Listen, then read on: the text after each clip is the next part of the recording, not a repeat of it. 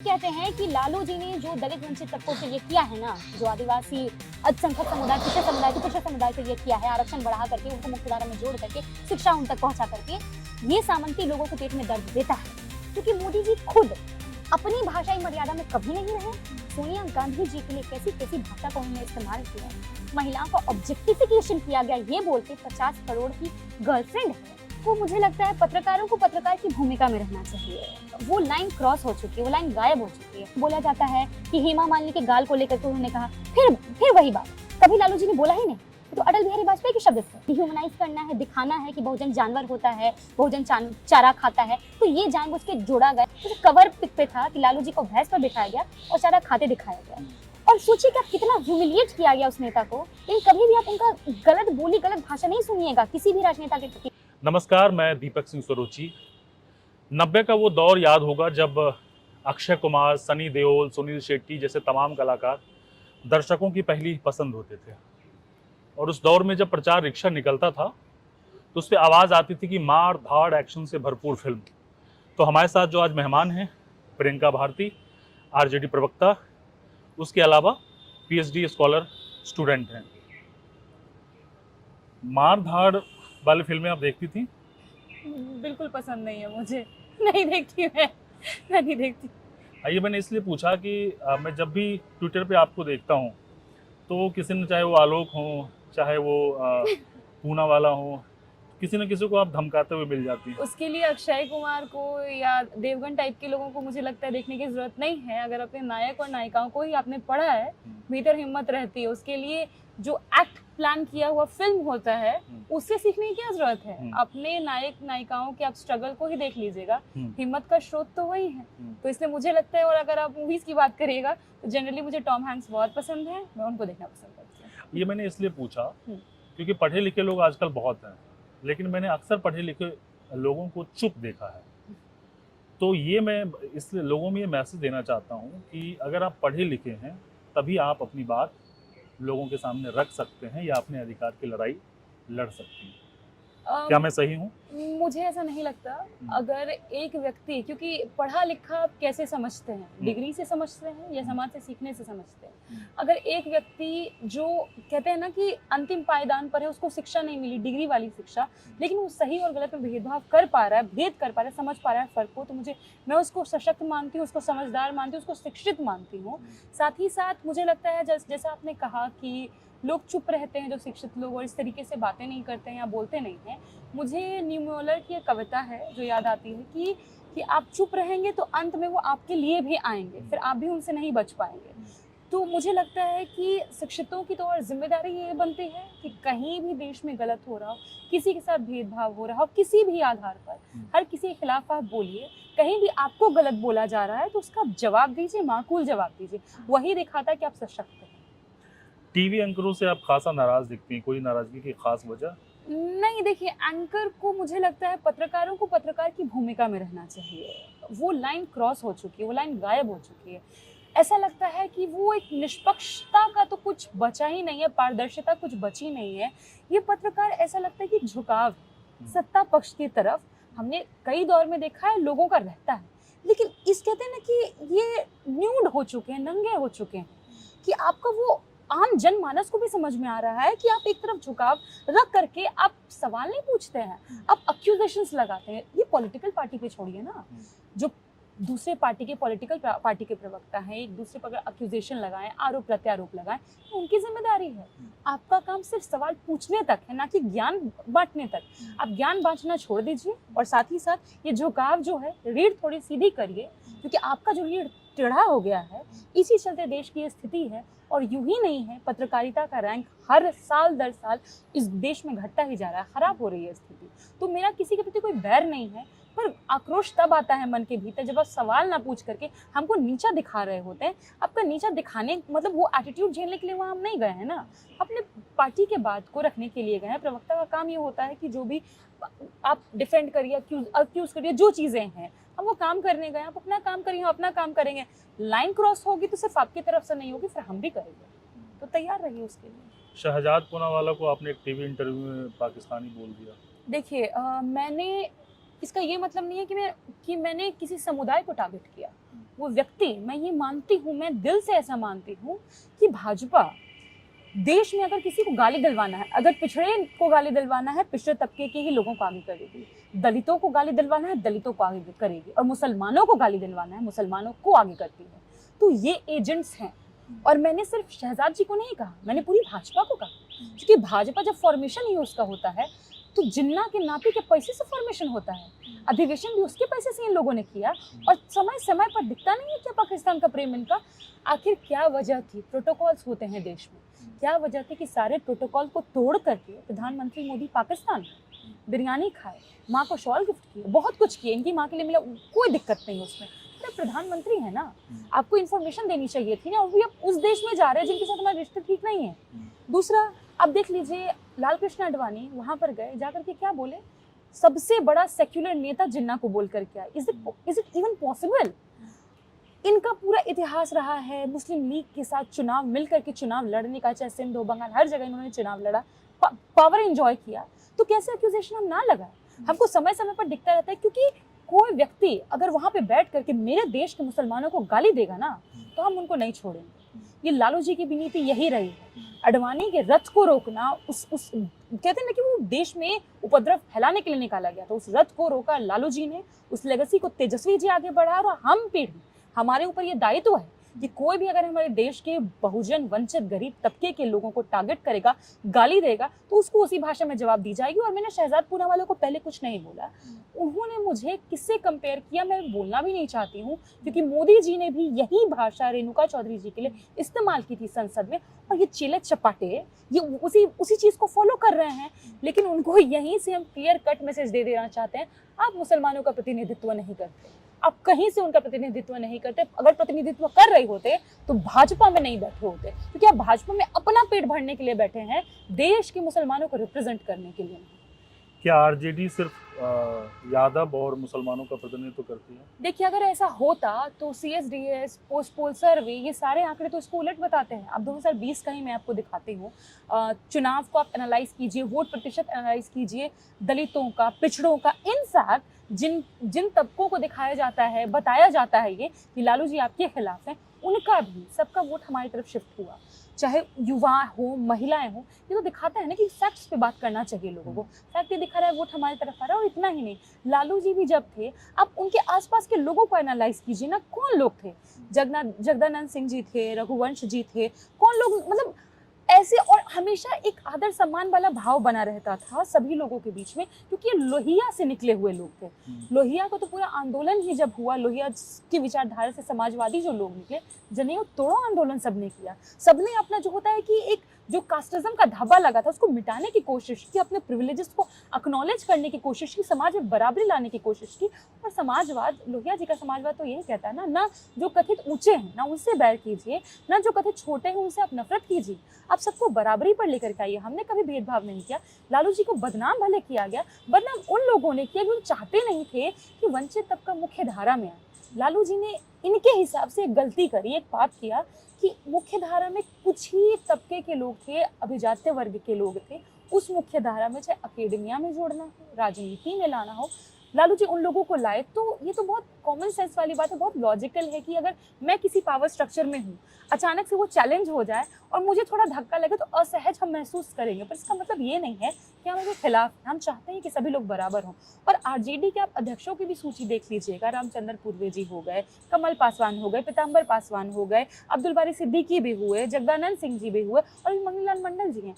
पिछड़े दलित सभी लोग, मतलब हम तो सभी को समेट करके चलते हैं। भले ये बात अलग है कि मैंने कहा ना आपको, आप लालू जी की जीवनी पढ़िए जो नलिन जी ने लिखी है लालू जी से, मतलब दोनों ने साथ में। तो लालू जी वहाँ पर कहते हैं कि मेरे खिलाफ ये पोर्ट्रे किया गया और जानबूझ करके जॉर्ज फर्नांडिस और नीतीश कुमार को, मतलब पिछड़े तबके के ही आने वाले नेता को मेरे खिलाफ खड़ा किया गया, क्योंकि भाजपा यही रणनीति अपनाती है। तो यही देश में हो रहा है, इसको हमको समझना पड़ेगा। लेकिन उसी दौर में एक नारा गढ़ा गया, भूरा बाल साफ करो। कौन गढ़ा? सवाल तो ये उठना चाहिए ना, क्या कहा तो यही गया कि लालू जी की तरफ से, आरजेडी अगर कहा गया तो एक प्रमाण तो होना चाहिए उसका। एक प्रमाण आप हमको दिखा दीजिए, हम मान लेंगे। कहीं पर भी एक प्रमाण नहीं है। इनफैक्ट इसके उलट लालू जी जरूर बोलते हैं। लालू जी उठे, देखा उन्होंने पेपर में एक कॉलम लिखा हुआ है, लालू जी काफी गुस्साए, आक्रोशित थे। पार्टी के लोगों ने बोला कि आप कार्रवाई करिए, आप उसके खिलाफ में जाइए। आपको भी पता है लालू जी कभी भी किसी के भी प्रति मन में बैर नहीं रखते हैं। ऐसे नेता हमको लगता है कि बहुत कम हुए इस देश में जो नफरत नहीं पालते हैं किसी के प्रति। बैर नहीं रखे, उन्होंने कुछ किया नहीं। मैं रहती, मैं डेफिनेटली करती, क्योंकि मैं नफरत के तौर पर नहीं करती, पर अगर आपकी छवि को कोई धूमिल कर रहा है तो आपको करना चाहिए। और लालू जी ने संसद में कहा कि मेरा कभी किसी से कोई बैर नहीं था, पर मुझे इस दिखाया गया कि मैंने ये नारा गढ़ा, लेकिन कभी ऐसा नहीं हुआ। आप एक और बात देखिए, लालू जी को बोला जाता है कि हेमा मालिनी के गाल को लेकर के उन्होंने कहा, फिर वही बात, कभी लालू जी ने बोला ही नहीं। ये तो अटल बिहारी वाजपेयी के शब्द थे। तो ये हम पर कहते हैं ना कि चिपका देना, ये चिपकाया गया। और हम लोग, मुझे लगता है कि इस नैरेटिव को अब तोड़ने में पूरी तरह से कायम हो रहे हैं। तेजस्वी जी ने जो नई लीडरशिप तैयार कर रहे हैं, युवाओं को मौका दे रहे हैं, और पार्टी में जिस तरीके के लोगों को जोड़ा है, पार्टी के भीतर भी, मतलब देश में कोई संगठन ही नहीं है जिसके भीतर भी रिजर्वेशन पॉलिसी फॉलो होती हो। हमारी पार्टी में होती है। अगर उपाध्यक्ष अध्यक्ष भी बनेंगे, किसी भी कोषाध्यक्ष बनेंगे, या पार्टी के किसी प्रकोष्ठ में कोई कुछ भी बनता है, हम लोग आरक्षण रिजर्वेशन पॉलिसी वहाँ पे इंप्लीमेंट करते हैं, क्योंकि हम तो चाहते हैं प्राइवेट हो या पब्लिक सेक्टर, हर जगह रिजर्वेशन पॉलिसी होनी चाहिए। चारा चोर और जंगल राज, क्या ये भी चिपकाया गया था? बिल्कुल चिपकाया गया। देखिए, चारा वाला बात तो आप कीजिएगा, 1978 से ये चला आ रहा था। जो लालू जी के उस समय वित्तीय सचिव थे, आई गेस, उन्होंने ही इसकी खबर दी लालू जी को कि ऐसा चल रहा है। फिर लालू जी ने खुद जांच शुरू करवाई। अब बताइए, देश में जो नेता खुद किसी लंबे समय से चल रहे भ्रष्टाचार को जांच शुरू करवाता है, वो क्यों करवाएगा अगर वो उसमें लिप्त होगा?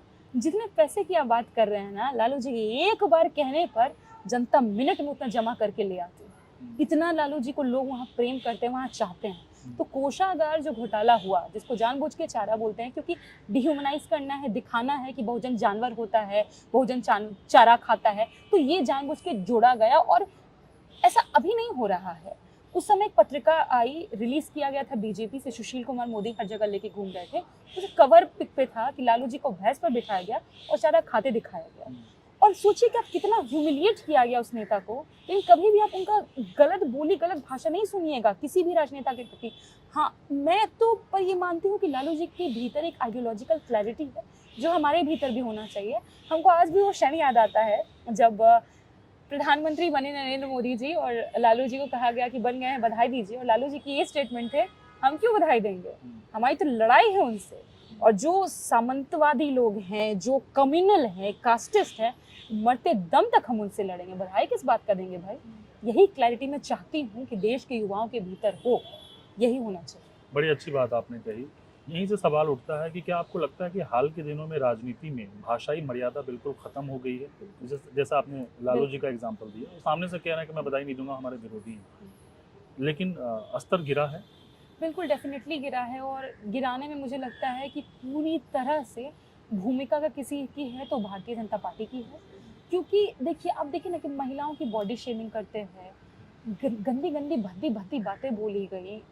बसपा से आने वाले सांसद को 1 मिनट में 11 बार गाली दी गई, विधोड़ी ने संसद में दिया, बाहर तो छोड़ ही दीजिए, संसद में किस तरीके से, मतलब बुरा लगता है देख करके। क्योंकि हमने एक राजनीति का वो भी दौर देखा। अब देख लीजिए, लोहिया जी बोलने आते थे सदन में, सुना करते थे लोग। लालू जी विपक्ष में होते थे, फिर भी बोलते थे, तो सोमनाथ चैटर्जी मुस्कुराया करते थे भले, और सोमनाथ चैटर्जी वहाँ पे बैठे होते थे और कितना खूबसूरत लगता था। ये बोल रहे हैं अडवाणी जी, अटल बिहारी वाजपेयी जी हंस रहे होते थे, ममता जी विपक्ष होती थी, हंस रही होती थी, तो बड़ा एक खूबसूरत माहौल लगता था कि पक्ष विपक्ष डिबेट का, डिसेंट का माहौल है। पर आजकल मुझे लगता है कि ऐसे लोग राजनीति में आ गए हैं जो मोदी जी को फॉलो करते हैं, क्योंकि वो चाहते हैं कि वो मोदी जी उनको बहुत प्रेज करें, क्योंकि मोदी जी खुद अपनी भाषाई मर्यादा में कभी नहीं रहे। सोनिया गांधी जी के लिए कैसी कैसी भाषा को उन्होंने इस्तेमाल किया, महिलाओं का ऑब्जेक्टिफिकेशन किया गया ये बोल के 50 करोड़ की गर्लफ्रेंड है। ये भाषा क्या एक प्रधानमंत्री जी की हो सकती है? ऐसी भाषा, दीदी ओ दीदी, ऐसा नहीं लगता कि चौक चौराहे पर बैठा हुआ कोई व्यक्ति इस तरह की भद्दी ओछी टिप्पणियां करता है, वैसा लगता है।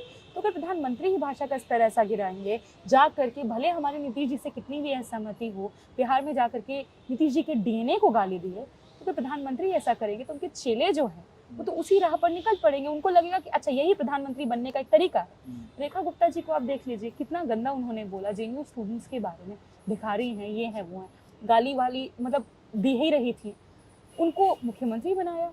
तो लोगों को तो एक साहस मिलता है ना, एक मनोबल हाई होता है ऐसे लोगों का, क्योंकि अगर आप ऐसे लोगों को, इनको कहते हैं ना कि इनके खिलाफ कुछ एक्शन लिया जाता, तो लगता है इनके नेताओं को भी कि नहीं, एक भाषाई मर्यादा होनी चाहिए, पर एक्शन ना लेकर के उल्टे आप प्रोत्साहन देंगे तो सभी वैसा करेंगे। दुख होता है, राजनीति का स्तर इतना देश में नहीं गिरना चाहिए था जितना गिर गया है, और मुझे लगता है कि बदलाव होगा समय के साथ और लोग देख समझ रहे हैं। मगर नीतीश कुमार को केचुआ तो आपकी पार्टी भी कहती है। कि देखिए, केचुआ नहीं हमने कहा, आपको ये बात याद होना चाहिए कि जब सुशील कुमार मोदी जी थे, या फिर वो नेता मुझे याद नहीं है, या मोदी जी थे या कौन था, उन्होंने कहा था कि नीतीश जी की छाती तोड़ देंगे। लालू जी ने क्या बोला उस पर? बोला कि उसका भाई खड़ा है यहाँ और सीना पर हम चढ़ के इसका जवाब देंगे। ये लालू जी के शब्द थे। तो हमारी जो है, हमारे भीतर आप देख लीजिए ना कि मतलब कभी भी हम इस तरह की भाषा, और लालू जी नीतीश जी का तो एक कहते हैं ना कि आपसी संबंध रहा है भाई, हम उनके रिश्ते को नहीं समझ पाएंगे, कोई भी जो अभी इस पीढ़ी के लोग नहीं समझ पाएंगे। सोनिया गांधी जी के ऊपर इतनी खराब टिप्पणी की। लालू जी हमेशा से कहते थे सोनिया जी इस देश की सम्मानित बहू हैं और हम मजबूती से उनके साथ खड़े। नो डाउट हम पक्ष में थे, विपक्ष में थे, अलग थे, साथ थे, पर मैं कहती हूँ ना कि लालू जी जैसा बन पाना ना बहुत बहुत मुश्किल है। नीतीश जी उस समय विपक्ष में थे, उसके बाद लालू जी ये सेंटेंस बोले, लेकिन वही दिखाता है कि हम कहीं भी रहें एक गरिमा होनी चाहिए, और राजनीति से समाज भी बहुत कुछ सीखता है। अगर वहाँ आप छिछड़ा कर देंगे उसको तो बहुत मुश्किल हो गया है। आपने मोदी जी की भाषा की बात की, दीदी ओ दीदी, या उससे पहले सोनिया गांधी के लिए, लेकिन इसी जनता ने उसको एक्सेप्ट भी किया। आपको क्या लगता है नेताओं ने स्तर गिराया है, ये लोग ही हैं जिनको इस तरह की भाषा पसंद आ रही है? मुझे नहीं लगता कि लोगों को ऐसी भाषा पसंद आ रही है, क्योंकि मैंने देखा है कि लोग इसके खिलाफ भी लिखते हैं। इनफैक्ट जो भाजपा में भी होते हैं, कुछ लोगों को मैंने देखा है इसके खिलाफ बात रखते हुए। और मुझे लगता है कि क्योंकि एक स्पेस होता है, एक इको चेम्बर का क्रिएशन होता है, जहाँ पर ऐसी चीज़ों को बढ़ावा दिया जाता है, हो वाली राजनीति होती है, और उसमें उनके कार्यकर्ता भी शामिल होते हैं। वो इको चेम्बर में जिन लोगों को सेट किया गया वो भी शामिल होते हैं, पर मुझे लॉन्गर रन में नहीं लगता कि ऐसे लोगों को सराहती है जनता। एग्जाम्पल देखिए स्मृति ईरानी जी का, कितनी गंदे तरीके से उन्होंने सोनिया जी को लेकर के सदन में ऐसी भाषा का इस्तेमाल किया, जनता ने उनको नकारा, और फिर इससे सीरियल की ओर वो गई हैं। Thanks to Kishori Lal ji, I am very happy. Females like her should never be in politics, she is fit to acting, she should continue doing it. लेकिन अगर आप संसद के भीतर नाटकीय अंदाज में किसी को, खास तौर पर जो इतने पुराने लोग हैं, जो इतने उम्र दराज हैं, उनके लिए आप ऐसी भाषा का इस्तेमाल करिएगा, जनता नहीं स्वीकारता है। स्वीकारा क्या इनको? मोदी जी का आप खुद देखिए कि बहुत गिरावट आई है उनकी लोकप्रियता में। कहा जाता था कि बहुत लोकप्रिय प्रधानमंत्री हैं, अभी कहीं भी किसी रैली में जा रहे हैं, कल ही बिहार गए थे, बिहार में महिलाओं को ये कह के लाया गया कि आपको लुगा मिलेगा, मतलब साड़ी मिलेगा, पैसा मिलेगा, चलिए। इसलिए महिलाएं वहां गई और अंत में गाली दे रही हैं कि हमको बासी मुंह लाया गया, कुछ खिलाया भी नहीं और हमको पकड़ करके ले आया। कोई आना नहीं चाहता, इनके कार्यकर्ता तक इनको सुनना नहीं चाहते। ये परिस्थिति बनी हुई है। इसका मतलब है कि लोग इसको नकार रहे हैं, आपको नहीं चाहते हैं अब लोग सुनना। और खुद देखिए कि अब ये डरे सहमे नजर आते हैं। आखिरी दौर था, मतलब आखिरी दिन जो सदन का, अपने संसद का रहा कार्यवाही का, उस दिन मोदी जी आ रहे थे और विपक्ष नारा लगा रहा था, वोट चोर गद्दी छोड़। नजरें झुकी थी प्रधानमंत्री की। वो इशारा नहीं है क्या कि प्रधानमंत्री जी भीतर से क्या महसूस कर रहे हैं? उनको पता है कहीं संलिप्तता है, वो बाहर आएगी। पीएम मोदी का आपने जिक्र किया, कल की रैली का जिक्र किया। कल पीएम मोदी ने कहा कि आरजेडी प्लस कांग्रेस जो है ये बिहारियों का धन घुसपैठियों को देना चाहती हैं। आपका क्या टेक है?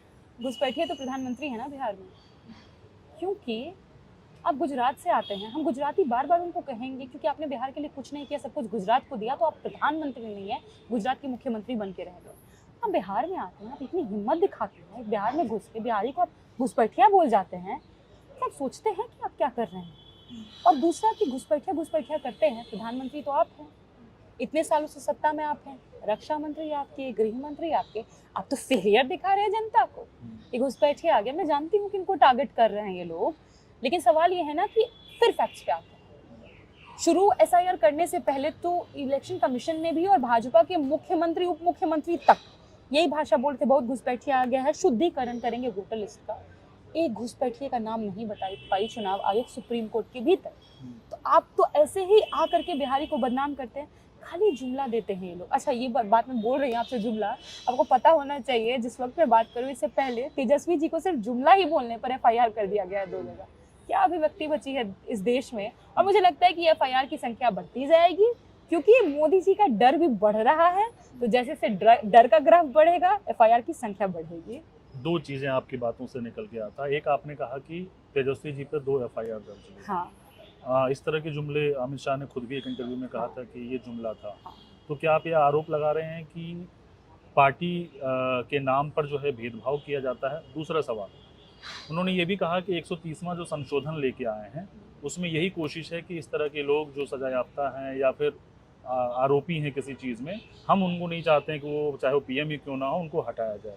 क्या आपको डर है कि आप जैसी पार्टियां जो हैं उनको साइडलाइन करने की कोशिश है? हम जैसी पार्टियां क्या होता है? मतलब विपक्ष, RJD, कांग्रेस। देखिए, जिस पर सबसे बड़ा बात ये होता है ना कि टारगेट किसको करते हैं। मोस्टली इनका टारगेट आदिवासी, दलित, वंचित तबके के ही आने वाले नेता होते हैं। एक क्रोनोलॉजी थी, आप समझिए इसको।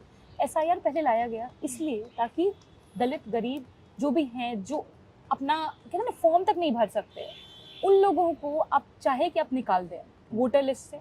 विपक्ष मजबूत हो करके सड़क, संसद, 300 सांसद सड़क पर थे, सुप्रीम कोर्ट, हर जगह लड़ा। अब इनको समझ में आ गया कि नाम तो हम नहीं काट पाएंगे, तो फिर उन्होंने क्या स्ट्रैटेजी अपनाई? चलो 30 दिन वाला कॉन्सेप्ट लाते हैं और नेताओं को फंसा करके चुन के भी भेज दिया तो नेता को खत्म कर देंगे। 30 दिन के कॉन्सेप्ट में क्या है, जनता को समझना चाहिए, सिर्फ गिरफ्तारी नहीं, डिटेंशन।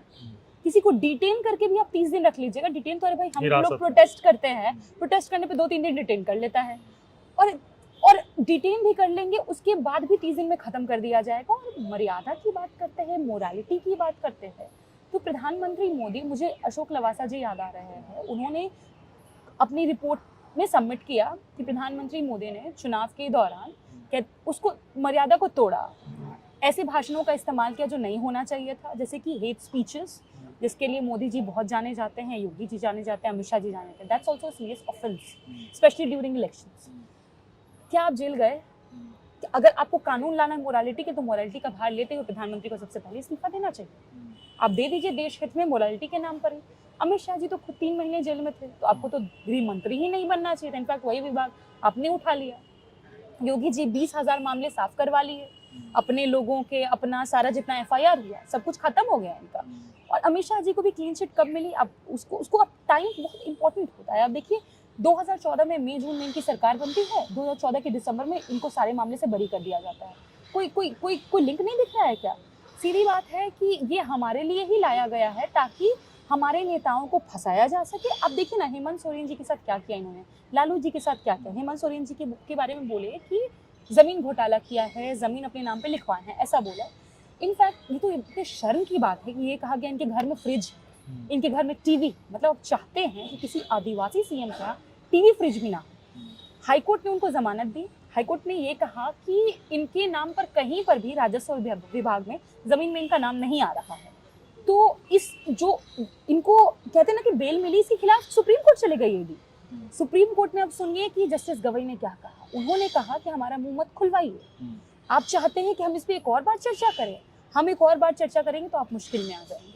इसका मतलब क्या है? ईडी को यूं ही नहीं, सुप्रीम कोर्ट के 3 लोगों की बेंच जो थी, उन्होंने इसको क्रिटिसाइज किया। ये कहा don't act like a crook, मतलब कि आप बदमाश की जैसे काम मत कीजिए। ये तो पूरा दिखा रहे हैं सिस्टम में CBI, ईडी कैसे काम करते हैं। मतलब आप ये चाह रहे हैं कि देश का जो एक हवलदार हो, वो मुख्यमंत्री को पकड़ के, चुना हुआ मुख्यमंत्री को पकड़ करके, सिर्फ उसको मूड नहीं है तो पकड़ करके लेके चला जाए। कौन नहीं जानता है कि व्यवस्था कैसे काम करती है, अभी वो कैसे काम किया करती थी। लालू जी के समय में ही आपको याद होगा, पुलिस को देख करके जनता भाग जाया करती थी डर से। तो ये वो डर वापस लाना चाहते हैं कि नेताओं के भीतर भी डर हो, खासतौर पर जो दलित बैकवर्ड नेता है। हम भूलेंगे क्या? लालू जी की तबीयत खराब थी, 2 बार हार्ट का सर्जरी हो गया था, लेकिन इन लोगों ने क्या किया? एम्स तक लाने नहीं दिए उनको, हवाई जहाज से ट्रेन पर डाला गया उनको। ये तो रवैया अपनाते हैं आप हम लोग के साथ में। तो ये सारी भूलने वाली बात ही नहीं है। हम एक और बार कहना चाहेंगे, इनको हड्डी पर गुदवा करके रखे हैं, तो मृत्यु होगी तभी ये बातें जाएंगी, तब तक तो भूलेंगे नहीं हम। SIR को लेकर जो आपका विरोध है, वोट चोर गति छोड़ जैसे जो नारे आप गढ़ रही हैं, ये सिर्फ पॉलिटिकल फ़ायदा लेने के लिए है? क्योंकि लोगों को इससे क्या फ़ायदा होगा? अगर किसी एक व्यक्ति का भी लोकतंत्र में वोट देने का अधिकार ही छिन गया, तो उसे तो राशन, पानी, हर तरह के अधिकार उससे छिन जाएंगे। दूसरी बात, आप मुझे ये बताइए, let's be very clear about it. देश में पहली बार चुनाव 1951 में हुआ। उस समय में जो व्यक्ति 21 साल का मान लीजिए होगा, उसने वोट दिया। अभी तो वो बुजुर्ग होगा, 95 के अराउंड में अगर होगा, वो बूढ़ा है। उस समय में उसको जन्म प्रमाण पत्र नहीं मिला, इसीलिए मैं पूर्व में लेकर के जा रही हूँ। जन्म प्रमाण पत्र नहीं मिला, हो सकता है मैट्रिक सर्टिफिकेट मैट्रिक नहीं किया हो, तो आप उसको निकाल देंगे देश से? वो वोटर नहीं है क्या? आज़ाद भारत का वो वोटर था, उसका वोटर मानने से इनकार देंगे? पहली बार ऐसा हुआ है ना कि वोटर होने की एलिजिबिलिटी का ओनस जनता पे डाल दिया गया है। जबकि चुनाव आयोग हमेशा कैसे काम करती थी, एक मतलब कहते हैं फोर्सफुल एजेंसी के तौर पर नहीं, इम्प्लीमेंटेशन लागू किया करते थे, घर घर जाया करते थे, लोगों का नाम खुद जुड़वाया करते थे। पहली बार ऐसा रिविजन देखे हैं कि इतने महीनों में एक भी नया नाम नहीं जोड़े। मतलब आप ये कहना चाह रहे हैं कि पिछले 6 महीने में एक भी आपको नया व्यक्ति नहीं मिला जो 18 साल का हुआ होगा, वोटर हुआ होगा। 65 लाख नाम आपने काट दिए। और इनका पूरा रवैया ही ऐसा है, कैसे जनता को मतलब ना हो, जनता हंस रही है इन पे। अच्छा ही होता कि ये प्रेस कॉन्फ्रेंस नहीं करते। प्रेस कॉन्फ्रेंस में बोलते हैं कि जब इनसे सीसीटीवी फुटेज मांगा गया, वहाँ क्या बोल दिए? बोले माँ बहन बेटी का कोई वीडियो दिखा सकता है क्या? अरे महिलाएं क्या करने गई थी वहाँ पे? वोट देने गई है ना। इसमें आपको दिक्कत क्या है? 30 जून का मैं इनका बताती हूँ, कोर्ट में इन्होंने क्या बोला। 30 जून को बोले कि अगर हम सीसीटीवी फुटेज दे देंगे तो हो सकता है कि कौन किसको वोट दे रहा है इसको देख करके हरास किया जाएगा। फिर कहते हैं कि 3600 साल लग जाएंगे वीडियो देखने में। फिर इस तरह का आर्ग्यूमेंट दिखाता है कि आप खुद ही सेटिस्फाइड नहीं अपने आर्ग्यूमेंट से, आप बचाने की पूरी कोशिश कर रहे हैं सत्ता पक्ष को। और चुनाव आयोग को निष्पक्ष होना चाहिए। और इसीलिए बार बार कल खुद इनके वकील जो द्विवेदी जी क्या बोले कोर्ट में कि सुप्रीम कोर्ट को हम पर भरोसा रिपोज करना चाहिए, विच मीन्स कि आप मान रहे हैं कि भरोसा खत्म हुआ है और खत्म होने के जिम्मेदार आप हैं। और इसी चलते मुझे लगता है कि अशोक लवासा जी को भी साइडलाइन कर दिया गया, मुख्य चुनाव आयुक्त नहीं बनाया गया, क्योंकि उन्होंने हिम्मत दिखाई थी देश के प्रधानमंत्री के खिलाफ में भी रिपोर्ट में आपत्ति दर्ज करने की। भले बात है कि वो कह रहे हैं कि उनकी आपत्ति को दर्ज नहीं किया गया, तो अब देख लीजिए कि जो चुनाव आयोग प्रधानमंत्री के खिलाफ काम नहीं कर सकती, बोल तक नहीं सकती, तो क्या ये जो 30 दिन वाला बिल ला रहे हैं, ईडी, सीबीआई और पुलिस प्रधानमंत्री के खिलाफ जाएंगे? लालू जी को मसीह से तुलना करना आपके ट्विटर हैंडल पर देख रहा था, क्योंकि मसीह का पूरा अपना एक अलग ऑरा है, उनके फॉलोअर्स हैं और वो नेता नहीं थे, उनको धार्मिक चीज़ों से जोड़ कर देखा जाता है। कितना सही है? क्योंकि लालू जी नेता हैं और नेता में अक्सर चीज़ें जो हैं, जब तक आप सत्ता में तब तक ठीक रहती है, विपक्ष में आते हो तो आपकी कमियां निकलना या फिर विरोध करना गंदे तरीके से। देखिए, मैंने जो कंपैरिजन किया, मैंने इसलिए किया क्योंकि मसीह से भी बहुत लोगों के मतभेद थे और अंत में उन्होंने उनके साथ क्या किया, उनको सूली पर चढ़ा दिया। लालू जी के साथ क्या हुआ ना कि पॉलिटिकल क्रूसिफिकेशन में बार बार इस शब्द का इस्तेमाल करूंगी, क्योंकि जो मुख्य धारा के लोग थे उनको आपत्तियां हुई, उनको दिक्कतें हुई ये सोच करके, क्योंकि मुझे लगता है कि उस समय लोग जातिगत भेदभाव को तो मान भी नहीं रहे थे। उस समय में लालू जी ये सारे मसले उठा रहे थे, उसके लिए लड़ रहे थे, मुखर होकर के लड़ रहे थे। तो लालू जी का पॉलिटिकल क्रूसिफिकेशन सिर्फ राजनेताओं ने नहीं किया, सिस्टम में बैठे लोग ने भी किया। सिस्टम के बैठे हुए जो सीबीआई जिनको केस दिया गया था, इनको उनके ऑफिसर नहीं बोले क्या कि हमें ये कहा गया था कि बिहार के एक बड़े परिवार को फंसाना है? तो ये तो सिस्टम में भी बैठे लोगों के साथ लोगों ने मिल करके लालू जी ने किया। आप एक बुक है डेवलपमेंट अगेंस्ट डेमोक्रेसी पढ़िए, वहाँ पर खास तौर पे दिखाया जाता है कि किस तरीके से लालू जी चाहते थे कि कहते हैं ना कि एक लैंड रिफॉर्म हो, ये सारी चीज़ें हों, सबको समान अधिकार मिले, लेकिन जो सिस्टम में बैठे लोग थे वो इसके खिलाफ थे। क्योंकि सिस्टम में बैठे हुए लोग कौन थे? वहाँ में मुख्य धारा के ही लोग थे ना, जो मान लीजिए आईएएस बने हुए हैं, आईपीएस बने हुए हैं, डिस्ट्रिक्ट मजिस्ट्रेट बने हुए, तो कैसे उस व्यक्ति को स्वीकार भी कर पाते? तो ये हालात पैदा किए गए। और लालू जी के साथ एक बार नहीं, आप सोच लीजिए ना कि सिर्फ लालू जी को नहीं, उनके परिवार को भी ये दंड झेलना पड़ा। नई बहू आई थी, अरे भाई ठीक है, आप पिता को परेशान किया, आप तेजस्वी जी को परेशान कर रहे हैं, बेटी को परेशान कर रहे हैं, उनकी पत्नी को परेशान कर रहे हैं, बहू को, और बहू छोड़िए उनको, जिसमें प्रेग्नेंट है वो महिला, 8वां महीना चल रहा था। आपको पता है कि लगातार 12 घंटे 13 घंटे मतलब महिलाएं नहीं बैठ सकती हैं एक पोजीशन में, उनको बैठा करके रखा गया, उनसे सवाल जवाब किए गए। मतलब जो पीढ़ी आने वाली है वो बेटी कोख में है, तब ये लोग उनको इतना परेशान कर रहे थे। तो आपने तो 3 पीढ़ी तक को नहीं छोड़ा भाई, जो कोख में बच्ची है उसको नहीं छोड़ा, तो हम ना कहीं क्रूसिफिकेशन आपने किया। हम यही कहते हैं कि लालू जी ने जो दलित वंचित तबकों के लिए किया है ना, जो आदिवासी अल्पसंख्यक समुदाय, पिछड़े समुदाय के लिए किया है, आरक्षण बढ़ा करके उनको मुख्यधारा में जोड़ करके शिक्षा उन तक पहुंचा करके, ये सामंती लोगों के पेट में दर्द देता है। और हम एजुकेशन लेकर के यहाँ तक पहुंच पाए हैं, इसीलिए लालू जी से हम 1000 साल प्रेम करेंगे, चाहे आप उनसे कितनी भी नफरत क्यों ना करें। वेंडेटा पॉलिटिक्स की आपने बात की, मगर ये हर दौर में होता रहा। टी एन शेषन का बयान सुना होगा जिसमें वो कह रहे हैं कि राजीव के दौर में भी चुनाव आयोग को कहा जाता था, या फिर जो आपने कहा बदला लेंगे, ये सब चीज़ें पहले। बीजेपी को सिर्फ इसलिए टारगेट करना क्योंकि आपके विपक्षी हैं, ठीक है? नहीं, अब देखिए, आप आंकड़े लेकर के आते हैं। आप ईडी ने जो केसेस किए, सिर्फ आप आंकड़ा उठा करके देख लीजिए, 2019 से 22 तक में ही जितने केसेस हुए फाइल, उसमें से 95% केसेस विपक्षी नेताओं के खिलाफ थे।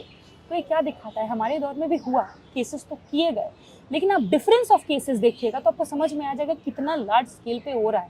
उस समय में भी किया गया, और उस समय भी किनके खिलाफ किया गया, जितने दलित बैकवर्ड ही नेता थे उनके खिलाफ ही किया गया। एक इंटरेस्टिंग एग्जाम्पल देती हूँ, सिर्फ आज तक भाजपा के इतिहास में एक ही दलित राष्ट्रीय अध्यक्ष के हुए, बंगारू लक्ष्मण जी। उनको 1 लाख का घूस लेते हुए करप्शन में पाया गया, जेल में ही उनकी मृत्यु हो गई लड़ते लड़ते। अब भाजपा के अन्य नेताओं को देखिए, कितने बड़े बड़े आरोप लगे उन पर। एक को तो 9 लाख लेते हुए पाया गया, दिलीप सिंह जुडियो को, उनको मंत्री बनाया इन्होंने। तो ये तो आंतरिक ही दिखाता है ना कि उस समय में भी जिनके खिलाफ वेंडेटा किया जा रहा था वो कौन लोग थे, और आज भी जिनके खिलाफ किया जा रहा है वो कौन लोग हैं।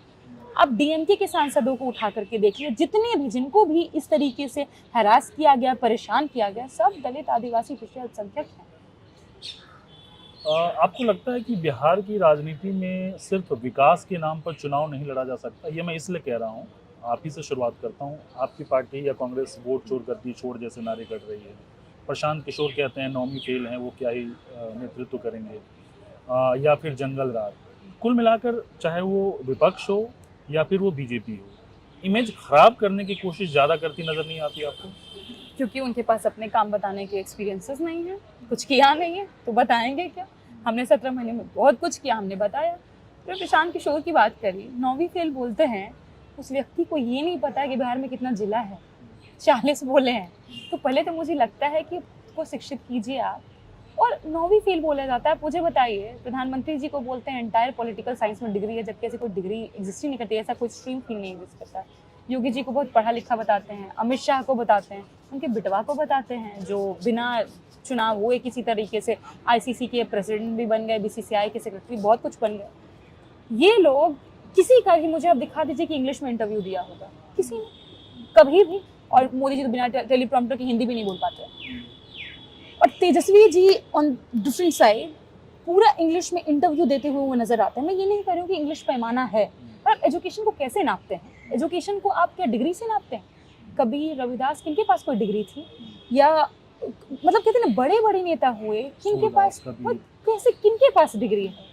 और अगर जनता के बीच कोई व्यक्ति है, जनता में उनका एक्सेप्टेंस है, जनता उनको प्रेम कर रही है, उनको चाह रही है, उनके नाम ले रही है, इसका मतलब जनता उनको चाहती है। और ऐसे ही नहीं, आप देख लीजिए कि तेजस्वी जी के नेतृत्व में, क्योंकि लालू जिस समय उतना एक्टिव नहीं थे 2020 के चुनाव में, एक हेलीकॉप्टर से तेजस्वी जी हर जगह घूम रहे थे, उनके पीछे 20-20 हेलीकॉप्टर लगा दिया गया था। कितने बड़े बड़े केंद्रीय मंत्री, खुद प्रधानमंत्री घूम रहे थे पीछे पीछे। क्या हुआ?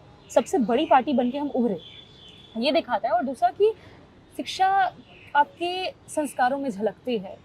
जो व्यक्ति, प्रशांत किशोर जी, नीतीश जी के लिए इतनी गंदी भाषा का इस्तेमाल करते, फिर हम कहेंगे बहुत मतभेद हैं हमारे नीतीश जी में, कभी भी तेजस्वी जी ने ऐसी गंदी भाषा का इस्तेमाल नहीं किया जो ये व्यक्ति करते हैं।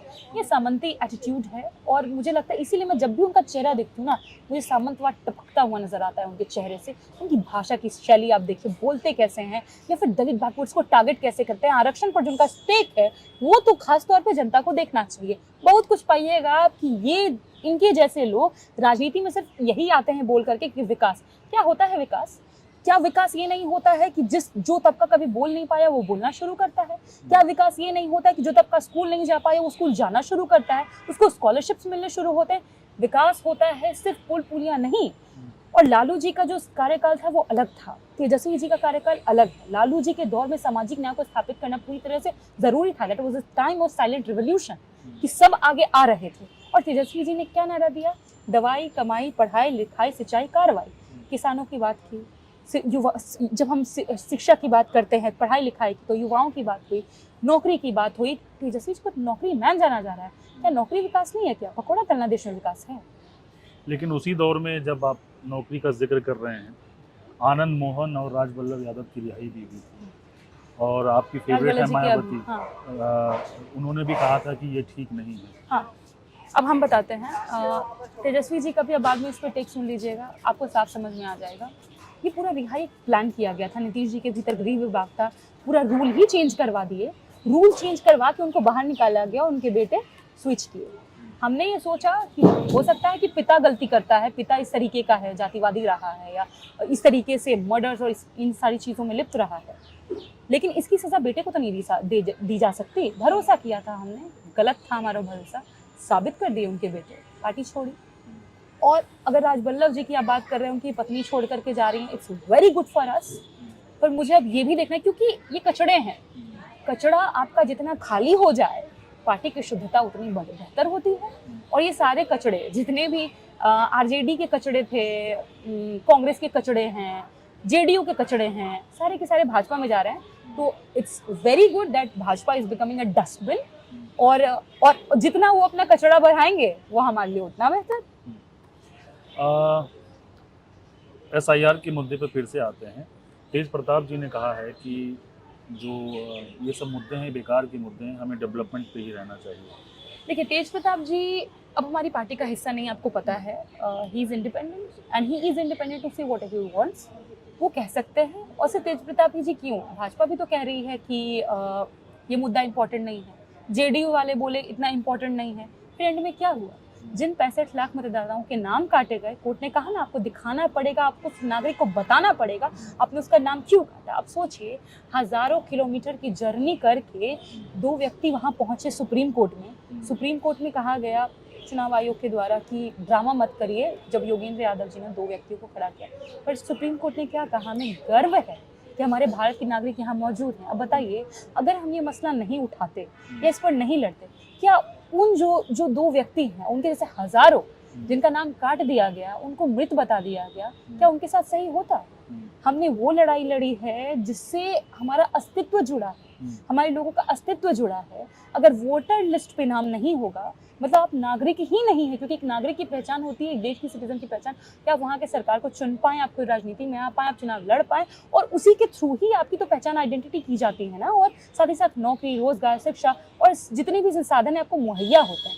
नाम ही कट जाएगा तो कैसे काम चलेगा? इसीलिए मुझे लगता है कि जो वोट अधिकार यात्रा है, दैट वाज वेरी नेसेसरी। और जो बिहार में हो रहा है, तेजस्वी जी को आप देख लीजिए, मतलब लोगों के भीतर इतना प्रेम है और एक सिंक्रोनाइजेशन दिख रहा है। तेजस्वी जी गाड़ी चला रहे हैं, राहुल जी खड़े हैं, ड्राइविंग सीट पर हैं। उसका मतलब है कि बिहार को आगे लेके जाने वाला अगर कोई ध्रुव तारा है जो दिखाएगा देश को सही दिशा, बिहार को सही दिशा, तो वो तेजस्वी यादव है। SIR को लेकर कोर्ट ने ये भी कहा है कि जो विपक्षी दल है जो कह रहे हैं वो वोटर्स की मदद करें, और आधार कार्ड को उन्होंने कहा है कि जीत है वैध हमारी। माना जाएगा। हाँ, तो आप लोग मुद्दा तो उठा रहे हैं, मदद कैसे करेंगे? उसके लिए कुछ प्लानिंग किया है? देखिए, हमने जो भी हमारे BLS थे, वो जब भी जा रहे हैं आपत्ति दर्ज कराने, उनकी आपत्ति नहीं दर्ज की जा रही है। दूसरा, जिला अध्यक्ष जा रहे हैं कंप्लेन करने के लिए, तो जिला अध्यक्ष को एज अ पार्टी का रिप्रेजेंटेटिव नहीं, एक इंडिविजुअल के तौर पे देखा जा रहा है। इसीलिए आप देखिएगा तो जब कंप्लेंट्स की बात आती है, आपत्ति की बात आती है, पार्टी की तरफ से नील दिखाया जा रहा है। तो मुझे लगता है कि BLAs तभी मजबूती से काम कर पाएंगे अगर BLOs भी उनके साथ हो, ECI उनके साथ हो। अगर आप हमारे खिलाफ ही काम करिएगा, जिला अध्यक्ष जा रहा है कंप्लेन करने, आप उनको मार के भगा रहे हैं, आप कह रहे हैं भागो नहीं तो FIR कर देंगे, सहरसा के जिला अध्यक्ष के साथ हुआ, तो सामंजस्य बिठा के नहीं चलिएगा तो कैसे काम चलेगा? इसलिए हम बार बार चुनाव आयोग से रिक्वेस्ट कर रहे हैं कि आप एक तरफ झुक के काम नहीं कीजिए। देश के नागरिक के प्रति आपका एक अपना कर्तव्य है उसको निभाइए, हमारे साथ मिलकर काम कीजिए। पहले तो आपने नहीं किया क्योंकि छुप करके आपने हमसे एक बार बात तक नहीं की, छुप के आप ये ले आए SIR, जबकि कंप्लीट समरी रिवीजन जनवरी में ही हुआ था। और बहुत सारे ऐसे आंकड़े जो दिखाते हैं कि आप बहुत बहुत गड़बड़ियाँ आप कर रहे हैं। और एक और एटीट्यूड जो है, मतलब एक एक्सप्लेनेटरी एटीट्यूड नहीं है कि खुद को एक्सप्लेन करें। डिफेंस से ज़्यादा तो अटैकिव मोड में है। कभी भी ऐसा नहीं हुआ कि चुनाव आयोग अटैक करता था। आप एक इंस्टीट्यूशनल बॉडी हैं, आपको शांति से सुनना चाहिए, उस पर काम करना चाहिए। पूछा गया उनसे सवाल, मैं सुन रही थी, पत्रकार पूछा उन पर, एक पत्रकार ने, कि बंगाल में भी आप SIR कब करवाएंगे। द एग्जैक्ट रिस्पॉन्स वॉज कि हम 3 मिलकर डिसाइड करेंगे। अगेन ये दिखा रहा है कि आप चाहते हैं कि आपके हिसाब से ही काम हो, मतलब आप फिर विपक्ष से नहीं पूछेंगे ना, फिर आप सत्ता पक्ष जो भी है पार्टियां अलग अलग उनके साथ आप मीटिंग करेंगे, मतलब आप सब कुछ खुद ही करना चाहते हैं। ऐसा कभी नहीं हुआ इस देश में, कभी नहीं। आप जय शाह को लेकर अमित शाह को निशाने पे लेती हैं, कन्हैया भी बार बार बोलते रहते हैं, लेकिन कांग्रेस के दौर में भी और अभी भी राजीव शुक्ला भी जुड़े रहे हैं, उनका भी कोई क्रिकेट से ऐसा कोई लेना देना तो रहा नहीं। देखिए, हम इसलिए कहते हैं ना क्योंकि अक्सर आप देखिएगा परिवारवाद, डायनेस्टी पॉलिटिक्स, ऐसा ये लोग हम पे आरोप लगाते रहते हैं। पर मुझे लगता है कि ये आरोप लगाना बहुत आसान हो जाता है, पर जो जनता से चुन करके आते हैं, कोई भी नेता, कोई भी MLA, कोई भी मंत्री, तो वहाँ एक वैलिडेशन मिलता है। अगर जनता आपको नहीं स्वीकारेगी तो आपको वैलिडेशन नहीं मिलेगा, तो आप कहीं नहीं जा सकते। पर वहाँ तो कोई चुनेगा ही नहीं, पप्पा चुन रहे हैं बेटे को, तो और ये इतना करीबी, तो आप किस मॉरल हाई ग्राउंड को ले करके आप परिवारवाद पर सवाल करते हैं। ऐसे भी हमने परिवार देखे जो जिन नेताओं को या जिनके बेटों को स्वीकार नहीं किया गया, पर यहाँ तो स्वीकारा ना, स्वीकार रहे हैं तभी तो हम लोग राजनीति में हैं। इसलिए खास तौर पर अमित शाह जी को तो करना ही नहीं चाहिए इस पे बात। हर बार लोग आप पे हंस देंगे आप ऐसी बात करिएगा तो। आपने आपका मैं ट्विटर हैंडल देख रहा था, सबसे ऊपर आपने एक पिन करके रखा है जिसमें आप कह रही हैं कि मैं डरने वाली नहीं हूँ, और आप मनुस्मृति को फाड़ देती हैं। इसके पीछे वजह क्या है? सिर्फ विचारों का विरोध है या खुद को राजनीति में एस्टेब्लिश करने की कोशिश? राजनीति में एस्टेब्लिश करने के बारे में मैंने कभी खुद को सोचा ही नहीं, कभी नहीं सोचा। पता नहीं, मुझे लगता है कि लोगों ने ही इतना प्रेम और सम्मान दिया कि बस बढ़ते ही गए। और नेताजी का खास तौर पर तेजस्वी जी, संजय जी, सबका बहुत सपोर्ट सिस्टम रहा। और कैसे मैं अचानक से किसी परिवार, मेरे दूर तक, मेरे पूरे खानदान में कोई मुखिया तक नहीं रहा, वार्ड काउंसलर तक नहीं रहा, मैं यहाँ पहुँची। कारण ये कि मैंने एक्टिविज्म से शुरुआत करी। मैंने लोहिया को पढ़ा, कर्पूरी जी को पढ़ा, जगदेव जी को पढ़ा, बाबा साहब को पढ़ा, फातिमा शेख, सावित्रीबाई फुले की कविताएं पढ़ी, ज्योतिबा फुले के संघर्षों को समझा। इसको लेकर के हम आगे बढ़े।